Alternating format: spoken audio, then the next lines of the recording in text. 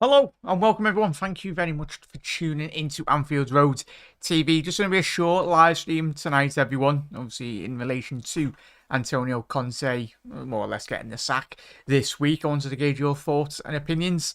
If there's a lot of Tottenham fans, please do let us know in the comment section below your thoughts on the potential sacking of the Italian. Do you think it's right or do you think it's wrong? Or who do you foresee in the future coming days and coming weeks Daniel Levy to a point in the managerial hot seat at White Hart Lane?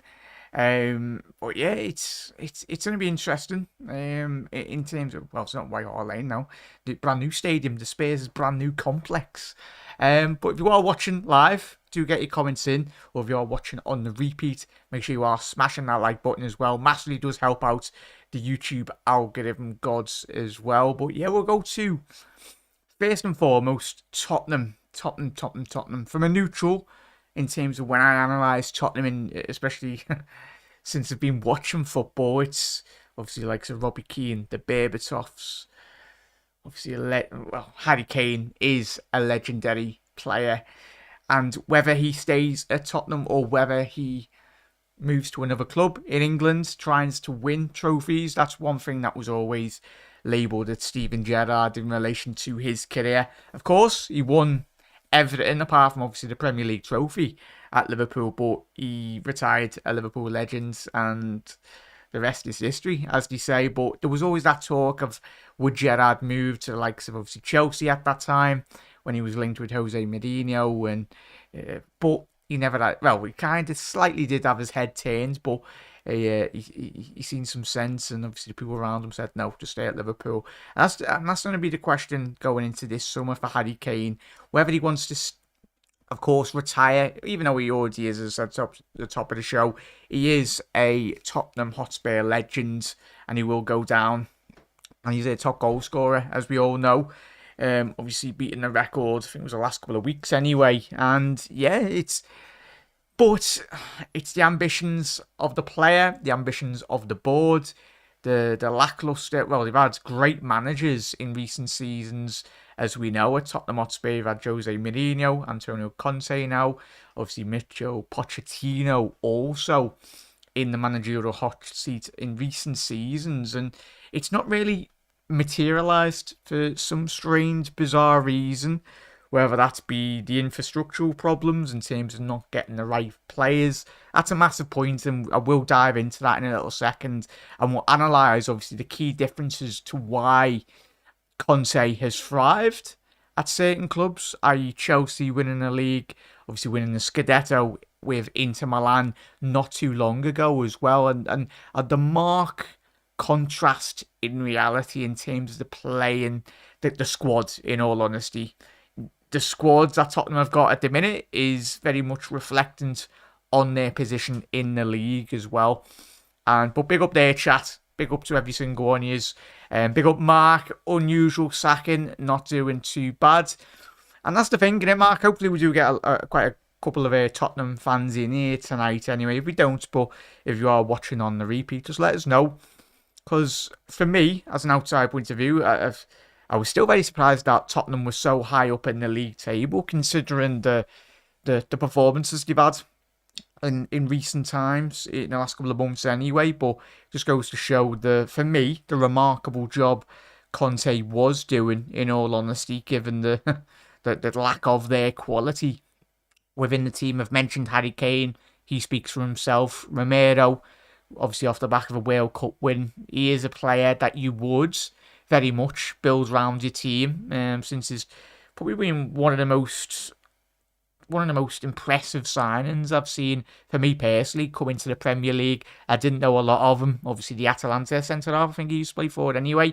But he transitioned to the Prem. Took him a little while, but he really hit the ground running. You can understand his qualities and foresee there. And that's going to be a mark of what Tottenham can do, keeping hold of Romero in the next couple of seasons, because there will be a lot of big suitors around Europe vying for his signature, especially if they can't get the performances on the pitch sorted anyway. Big up there, Helly, even the Jack and Chatters, and big up there, Shay. How's So, but yeah, he's not sacked yet, so a lot of fake news surrounding Conte. But yeah, big up there, Barbans. Yeah, as I said, mate, it's a lot of speculation, and I'm guessing you're a Tottenham fan, mate, so just let us know your thoughts in the comment section below. As I said, there was a lot of, this week, it's hearsay and whether he gets sacked or whether he doesn't, but by all accounts, supposedly, he is looking like he will be getting sacked this week. If he doesn't, then we'll analyse where he needs to go and improve in terms of Tottenham. But fundamentally, for me, it comes down to the quality of player at Tottenham Hotspur not quite being right. And I'm speaking from a Liverpool fan. It took us, 30 years to very much get our house in order in the Premier League. We had a lot of false dawns and a lot of good years in recent years, over the last 5-6 years, under Jurgen Klopp as well. And Spurs, not too long ago, doing it in the Champions League final with Liverpool. So you look and analyse really where Liverpool were at that time in the Champions League final.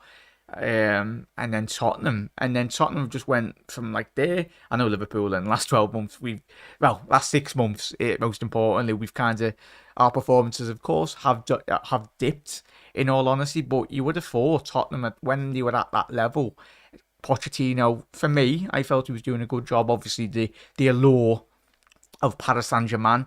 Still mad that he actually didn't do well at Paris Saint-Germain, considering the players that he had at his disposal. But not just Pochettino, a lot of managers have gone to PSG and very much failed quite miserably anyway.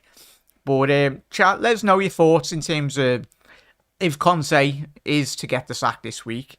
Would you be surprised, or do you think it was the right decision really to get rid? And potentially, if there's any Tottenham fans watching tonight, if you had a selection, if you would like to see a certain style of manager, a certain manager's philosophy come into the football club, who would you really want to see come in? But yeah, we'll have a little look. And of course, Tottenham have got some fantastic players. I love Harry Kane, I love Son. And I'm not jumping on this Son bandwagon really, where yes, he's had a bad season, but I think he's taken too much of the brunt and too much of the responsibility. Of course, he's one of the leading players in that Tottenham side, but we've seen, like, over the last couple of seasons, Son, Kane, and other players like in their team very much thrive. I think Son and Kane are very much massively being let down by the people upstairs, and that's why I've mentioned that fella to my left there. From a neutral, analysing Tottenham, I think Daniel Levy, yes, it's good that Tottenham have got a great new stadium, that's great, but fundamentally, as any football team up and down the land, the most important aspect of a team, first and foremost, is the 11 players on a football pitch.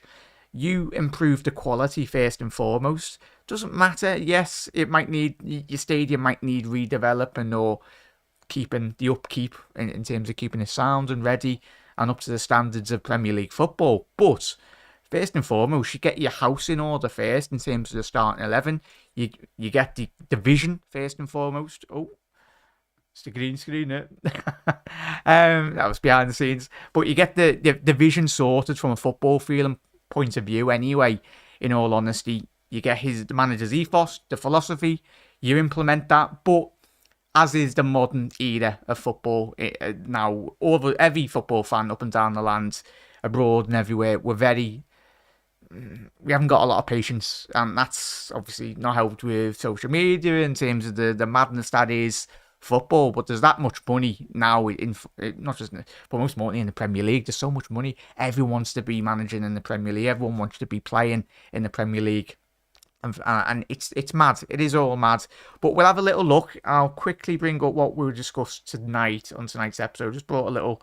So that is obviously the squads from Conte and at Chelsea as well. So both with the odd change of one or two players here and there, in terms of those were the two title winning teams at Conte did have at Chelsea, and of course winning the Scudetto at Inter Milan a couple of seasons ago. And we'll just have a little look in terms of obviously the playing squad, and we'll very much relate that to where Tottenham are at this current moment in time anyway.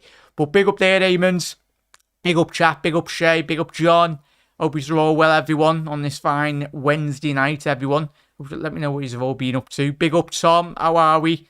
Make sure you do smash that like button and smash that subscribe button as well. There'll be a lot more Premier League varied content throughout the week, of course. We've got 2 weeks, well, more or less a week and a half to very much speak about the footy anyway. And yeah, I know we're a Liverpool channel, but we just love football. Every single one of us, obviously, Ellie's a massive Manchester United fan, so we're talking about Tottenham Hotspur tonight and just gauging everyone's thoughts and opinions, really.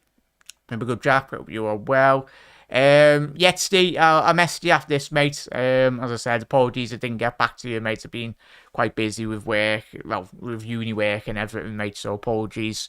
And, I don't hardly ever look on me Twitter bloody DMs anyway, lad, so apologies. I'll reply to you after this, mate, but hopefully if I'm available then, mate, I will jump on 100%. Big up there, Everest. Big up there, Everest. Spurs is doing a Spursy as usual. Nothing new. We move on. Yes. And it's interesting, all of us as neutrals, when we look at Spurs, there's a lot of quality in that squad. But we'll get to the playing squad and really where they need to improve and compare and contrast and where Conte has been successful. Because it's no coincidence that every single time Tottenham Hotspur do get an elite level coach in at Tottenham, then give it 2-3 years, then they just go around the same. There's in-house fights, there's unrest, there's boards. The board people, obviously Levy and people running the club, not really happy. But it's for me, it stems from the boards, first and foremost, not getting the right quality. And speaking from experience, Liverpool, obviously pre-Jurgen Klopp, we obviously had the terrible spell with Brendan Rodgers. Obviously, he nearly won us the league title and all that good stuff, but it was Luis Suarez on his own with a couple of added quality here and there. And obviously with Roy and everything. But Jurgen Klopp was able to thrive in his job. First and foremost, Jurgen got rid of a lot of terrible, terrible players, as we all know. He wasn't blessed with coming into a club that was off the back of a league-winning season. The squad was absolutely decimated with poor quality, first and foremost. And it took Jurgen 2, 3, 4 seasons to very much build that. And as I said at the top of the show, the impatient nature of modern-day football, and especially owners or the hierarchy of these clubs, they really struggle. But yeah, I never understood why Poch got sacked at Tottenham. And neither did I, Helly, but obviously the Paris Saint-Germain job was very much looming, in all honesty, and obviously Paris Saint-Germain, the history, and especially first and foremost the money on offer at Paris, it's quite frankly ridiculous and absurd, really, in reality. But big up there, Conte threw everyone under the bus after that speech. The cook, I don't think Levy will accept that. Not in his genes, is it? No, he's a very clever businessman, as we know, Daniel Levy. Speaking from what I've seen over the last 10-15 year period of being a Liverpool fan, looking from an outside point of view, he's very clever and he's very aware. And especially, obviously, when you look at Tottenham, when you got rid of Gareth Bale, they weren't budging in reality in terms of dealing. Luka Modric, when he went to Real Madrid, it's never easy to deal with him. But first and foremost, I think he tries his best to put Tottenham first. But I think a lot of Tottenham fans might disagree with that. But if they do, let us know. But big up there, Henry. Big up. The title-winning managers go to Spurs and perform like crap, but wins things again. I guarantee after Conte leaves, this from Everest, big up there, mate. Guarantee after Conte leaves, he'll win something with whichever club he goes to. Yeah, big up there, Everest. Absolutely spot on there, mate. 100%. And we'll have a little look at those title-winning sides.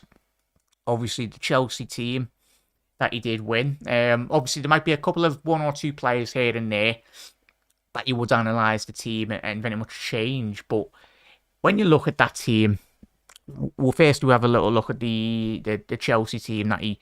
Obviously, there might be 1 or 2 players that obviously kind of did get rotated in that season. But you've got Courtois, massively one of the best goalkeepers on planet Earth at this moment in time, as we know. Sadly, after back of last year's Champions League. Then you got Azpilicueta, Luis and Gary Cahill. And Gary Cahill, at his prime years at Chelsea, fundamentally was a very, very good centre-half. And then you got Victor Moses, Conte, Matic, and obviously Alonso. But the fact that Conte won the Premier League with Victor Moses, right wing back, just says everything about it. And obviously Hazard speaks for himself. Pedro, and obviously Diogo Costa. And then you look at the Scudetto winning team. You look at obviously Handanovic, Skriniar, De Bastoni, De Vrij, Brozovic, Barella, Christian Eriksen, Perisic, as we know, who Antonio did bring in a couple of months ago into this Tottenham side, and obviously Hakimi, and then the leading forward line of Lautaro and Lukaku there now. And then when you jump to the Tottenham team, obviously there might be a couple of changes, of course. Oliver Skip, not necessarily the first name on the team sheet, but at the minute, over the last couple of weeks, it's been Hugo Lloris, Sanchez, Dyer, Davis, but we know Romero does play centre-half, and he would, of course, take over Sanchez, because I think every football fan knows Sanchez is the best centre-half, but Romero would be there. Obviously, Reguilon used to be there, but obviously Ryan Sessegnon you could speak about down that left, but Perisic would fundamentally play down that left, and you got Son, Kane, and Kulusevski, and then Emerson. So there's a lot of changed in terms, in all honesty, but when you compare those two title-winning sides, when you look at Kane, world-class. Son, world-class on his day as well. I know everyone will be like, oh, he's been rubbish for the last couple of months. But no, Son is world-class when he's in tip-top form.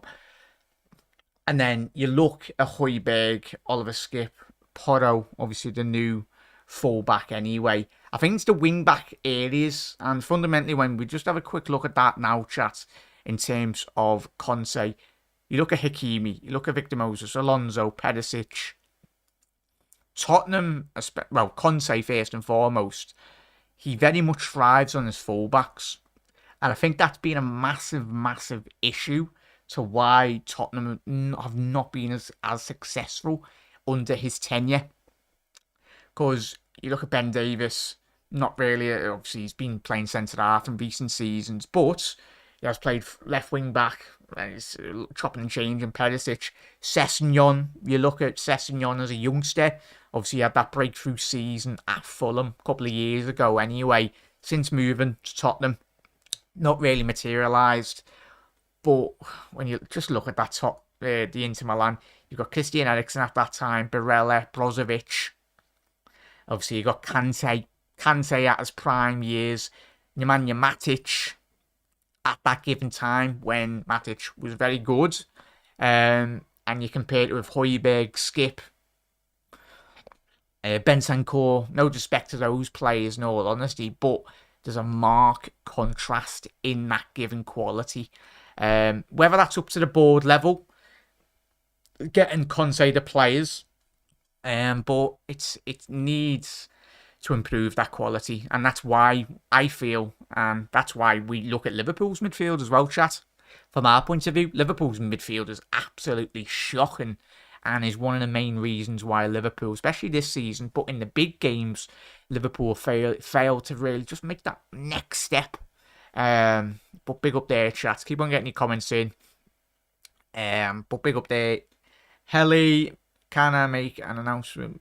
Big up there, Henry. I was going to say, depends on what. But yeah, big up there, Henry. As a special celebration to my 100th show, I have a quiz. Well, big up there, Henry. As I said, I'll try and my best to tune in on defo. But big up there, Indian Scouser. Big up, La. And absolute legends. If you haven't already smashed that like button, really just help the YouTube algorithm anyway out to everyone. So make sure you smash that like button and subscribe if you are new. And but yeah. But big up there. Not like Tottenham are struggling this season. That's the thing, marking it. And as I said, it was only going to be a short episode, chat. But analysing first and foremost, when you look at Tottenham, they need to improve in terms of quality. And that stems from the people above identifying whether that's your directors of academy or your directors of football or the scouting system, very much identifying and first and foremost, whether that be a Pochettino, a Thomas Tuchel, whoever comes in if Conte is to get the sack this week, there needs to be a clear identifying factor in terms of getting better players into the football club first and foremost. Because you look at the quality up front, Son, Kane, Kulusevski when he plays, and the other attacking players, it's there. The problem's not scoring goals. I think, as I've already said, Højbjerg and Skip and Bentancur, to make that next level jump, I think they haven't had a player like Luka Modric since Luka Modric, in all honesty, chat. Of course, he's a generational talent in terms of Luka Modric, what he's done for Real Madrid since he's moved from Tottenham. But I don't think they've ever had a midfielder like Luka Modric since then, in all honesty. You look at, obviously, the Dembele, the midfielder that used to play for Tottenham all those years ago. Very good, close control dribbler. Obviously, Christian Eriksen used to play for Tottenham. So, yeah, apart from, obviously, Christian Eriksen when he played for Tottenham, they've not really replaced that given quality as well on the ball in terms of dead ball specialist, unlocking a defence, really. But yeah, there's a lot of questions in the next couple of weeks, the next couple of months anyway. But it's going to be interesting from a Spurs perspective, really. If there's anyone watching from the Spurs camp, let us do know, because I'm intrigued to really, because I've consumed quite a lot of Spurs content in the last couple of days, and it's really interesting to see where the issues have lied. I understand where everyone's coming from with Levy, understands and where people were saying Conte, of course, he was out of line, really, to, especially, it's very rare you do see that in modern day football.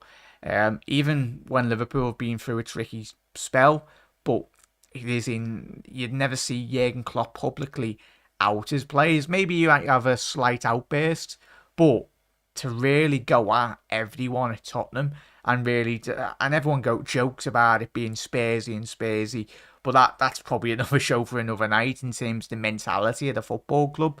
But I think that does first and foremost stem not from the fans.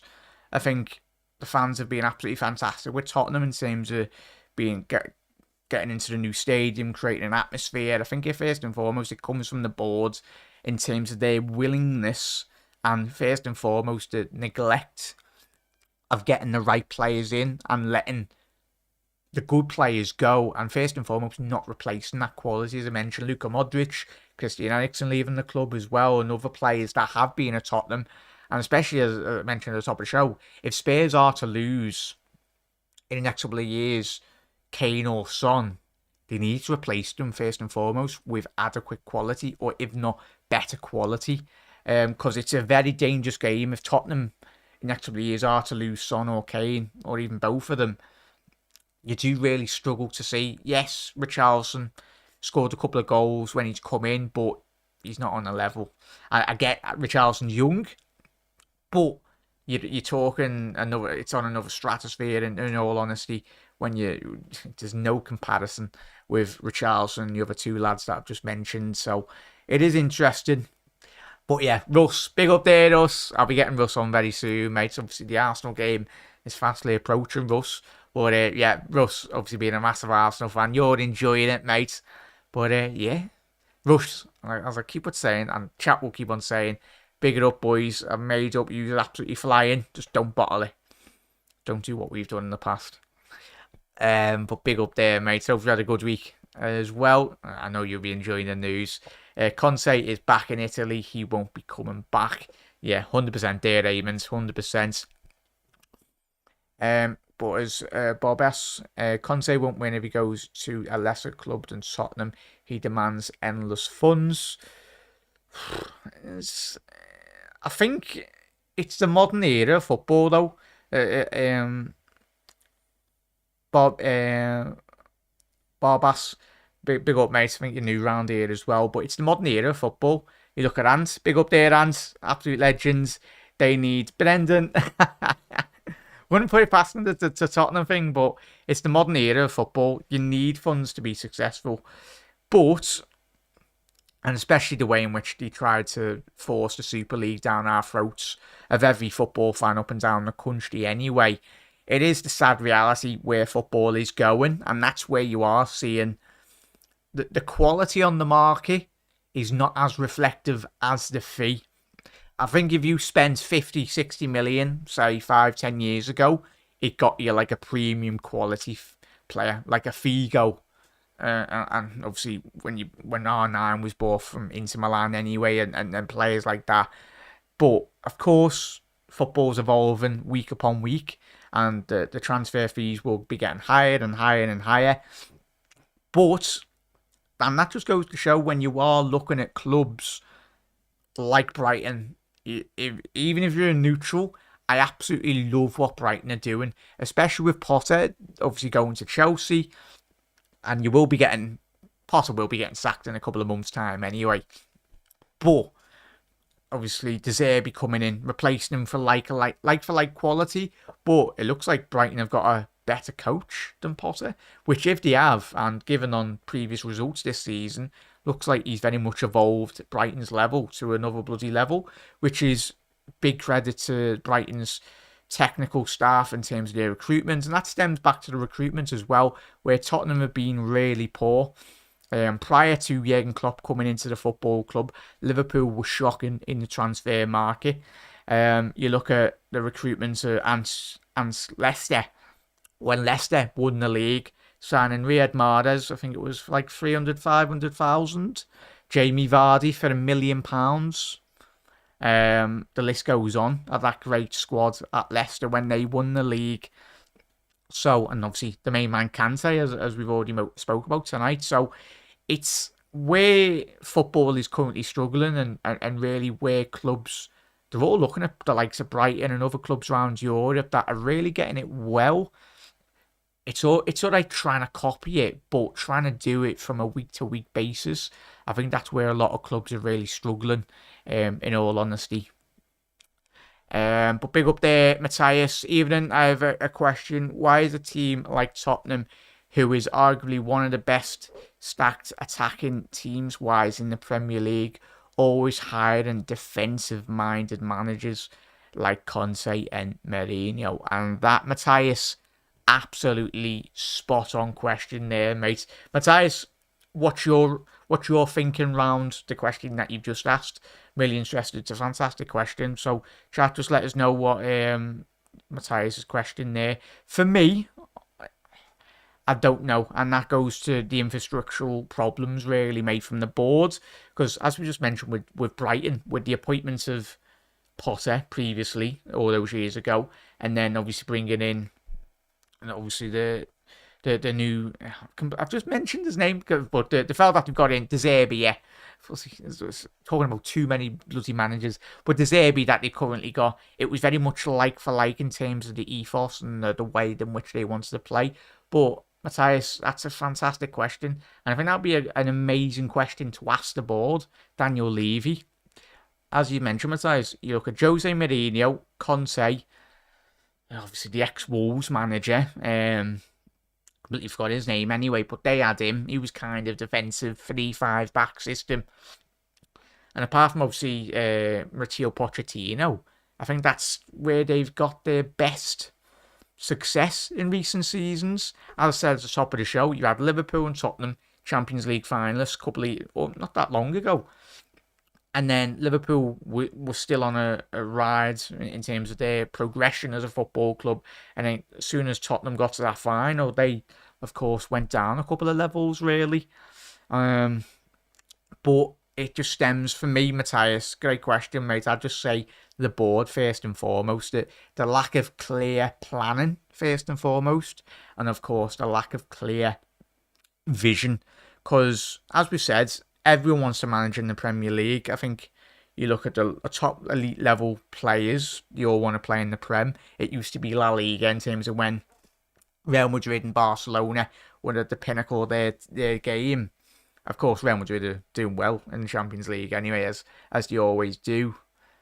But it's going to be interesting in terms of, it is, for me, the vision of the football club in terms of the owners and first and getting it. And Tottenham have always been kind of a brand of football. They like to play attacking football. I think if you asked any football fan up and down the land, even abroad and that, what style of football would you like to play? Of course, it's a results-based game. If your team's winning and is successful, that like the style of football doesn't go. It completely goes out the window as long as you're winning trophies first and foremost. But you look at Stoke or you look at certain teams that play quite a defensive-minded game in the Premier League over the last 5-10 year period. Like, I would struggle to watch and sit through like a game of Tottenham watching that type of football, even a Sean Dyche style of football. That's not just, but that goes to what everyone's preferences in football. That's the beauty of football. Certain fact, like everyone likes different. When you analyze a game, a lot of people do see it differently, and you thrive off different things, and you love fundamentally different things in football anyway. But big up there, Philip. But it was a fantastic question there, Matthias. Hopefully, you replied to that message, mate. I'll get to that in a little second, matey. Dyche would fit them. Big up there. Imagine Sean Dyche here at Tottenham. Bloody playing a 5-4-1 formation. Bloody hell. But as Anne said, yeah, can say a 3 mil, Drinkwater 500k, Albrighton 3, Schmeichel 1 million. Yeah, and that's where I think you will see in the next 5-10 years, especially in the Premier League. Of course, you will always have, and especially if Liverpool are going to spend a lot of money on Jude Bellingham or whoever we do get, there is still absolute bargains out there. It just depends whether the infrastructure in these teams, not just Liverpool, but like the Spurs, City, Tottenham, and even you look at Brighton, everyone's going to be looking at Brighton going, who are they going for? And they were like, oh, can we put a bid in? But it wouldn't surprise me if like Brighton in the next couple of years trying to they go one way and then they try and dart away quite quick and divert the attention from other clubs. Because Brighton are, at this current moment in time, whole of Europe is looking at their club and going, bloody hell, they have got absolutely spot on in terms of the running of the club and everything. But yeah, but Chelsea and Manchester. How do you get to a European final, then literally spend 25 million the following window? Don't get me started, Dan. Don't get me started. We've been there, done that, mate. But yeah, how do you spend? But big up there, AM. A couple of new faces as well, which is good. How do you do it? That's all rumours already that Tuchel is the main choice for Levy if when Conte gets the sack. Tuchel is also a defensive-minded coach, defensive-minded manager. I don't get it, Matthias. He's spot on there, mate. And it is, as I said, top of the show, it is coming down to Daniel Levy having to, for me, from looking at analysing it from an outside point of view, looks like Daniel Levy's got too much of a say. And I get he's like, what is it, the director of football or whatever role he does have at the club, the owner or whatnot. He has too much of a say first and foremost. But we see that not just with Tottenham, but we see that with a lot of Premier League clubs, certain directors and people at the top of the club have too much of a say. You should let the manager and you should let the coach. Of course, if it's going bad, then you analyse the coach's position and manager's position. But you just look at what the great work Mikel Arteta's been doing in the last 3 years at Arsenal. I think, of course, and let's go to the show, obviously the faith that Brighton showed in Posse took him, 4 or 5 years at Brighton. Took Jurgen Klopp quite a while to get started. Obviously, yes, Jurgen spent money, but so did Pep Guardiola as well. You look at the teams that have had faith in their manager or had faith in the coach and obviously brought in the right players that the manager wanted. We're seeing at the minute a trend in terms of the last 5-6 year period where the teams that have had a lot more faith in managers, the progression of the style of football, the improved results as well, is very much been on an upward trajectory, really, in all honesty. But hence is the modern game, the stop-start nature, the inability, really, from these people running the clubs, they're very impatient. But yeah, stand by the facts on Jude. Yeah, and you know me, I've spoken to you plenty of times, mate. I don't think we'll get him anyway, but yeah, I'd be very surprised if we get him. But Mark, our recruitment was ace under Brendan. Sacked the scouting team until Brendan sacked the scouting team. Did the ant? I was going to say, because obviously the recruitment of Leicester at that time, when Leicester, prior to obviously Leicester winning the league. So who's... I think everyone's everywhere. Because when you look at Brighton, a lot of people will be looking at Brighton's scouting system and going, oh, we'll try and hire them. But yeah, I think they've got decimated, a lot of these clubs, in terms of the scouting departments. Everyone's went each where and everywhere, really. How much riding on these managers depends on how much support they are given by the club. 100%, Mark. 100%. It's a great question there, matey. Chelsea still trying to buy the league. But, Mark, it did work. Because you look at it, they've had good success. Of course, it's not a sustainable model as a football club. But if you asked any Chelsea fan in the last 15, since the Premier League era, since obviously they got Jose in all those years ago, it's worked for them. Yeah, it's not nice to see managers get the sack, but they had first and foremost, they had the resources really at their disposal to very much sack and hire managers, experienced Champions League winners, experienced World Cup winners in under Scolari as well. They had literally the creme de la creme in terms of the managers at Chelsea. A lot of them thrived, a lot of them didn't, and if they didn't, they got rid within a matter of like 12, 24 months anyway, and then it was just a conveyor belt. But when you look at it, the trophies they did win, they were still very successful. But that was their model.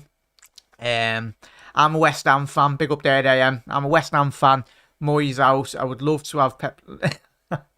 I think he's got to be trolling there.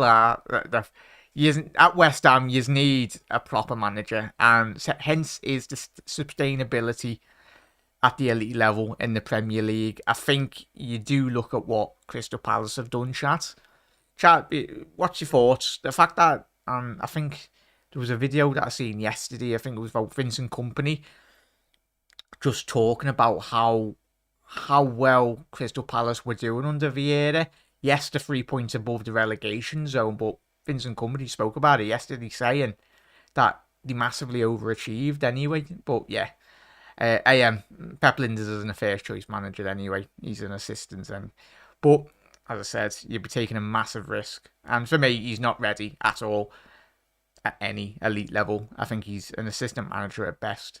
And obviously, when he has been a manager, Linders, in Holland, he very much failed. So I think he's a good assistant, but it's very risky business.